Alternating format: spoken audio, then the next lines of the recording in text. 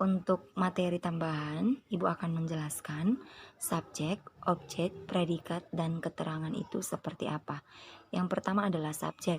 Subjek itu adalah pokok pembicaraan atau pokok bahasan atau pelaku. Nah, contohnya, adik sedang belajar, maka subjeknya adalah adik, karena adik sebagai pelaku. Contoh yang kedua, batu itu keras, maka subjeknya di sini adalah batu, karena batu sebagai pokok pembicaraan atau pokok kalimat. Nah, yang kedua adalah objek. Objek itu adalah suatu sasaran yang dikerjakan oleh subjek. Contohnya, ibu memukul adik, maka objeknya di sini adik, karena adik sebagai sasaran dari ibu atau sasaran dari si subjek.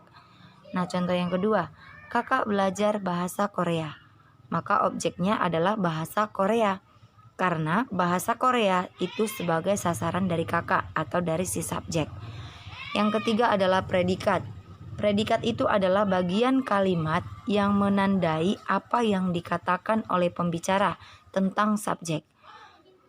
Suatu keterangan tentang kegiatan atau sifat atau benda dari subjek, inilah yang disebut sebagai predikat. Contohnya, Budi pergi, maka predikatnya adalah pergi, karena pergi menerangkan kegiatan pelaku.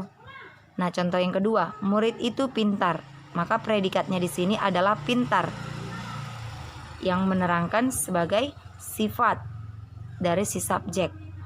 Nah, yang contoh ketiga, ibu saya seorang dokter, maka predikatnya adalah dokter, di mana dokter itu sebagai profesi dari si subjek atau si ibu. Nah, keterangan. Di dalam sebuah kalimat, keterangan menjelaskan bagaimana, di mana, atau kapan peristiwa yang dinyatakan dalam kalimat tersebut. Nah, keterangan itu ada dibagi menjadi 5, yaitu yang pertama keterangan tempat. Contohnya di kamar, di sekolah, di kantor, dan lain-lain. Yang kedua keterangan tujuan, yaitu untuk membeli baju supaya sehat, agar lulus ujian, dan lain-lain. Contoh yang ketiga yaitu keterangan alat.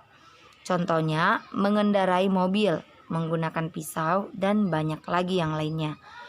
Keterangan yang keempat yaitu keterangan waktu. Contohnya pada musim dingin, hari Minggu, malam hari, jam 7, dan lain-lain.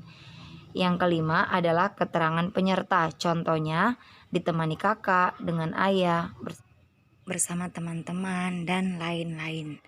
Nah, inilah pengertian dan contoh dari subjek, objek, predikat, dan keterangan.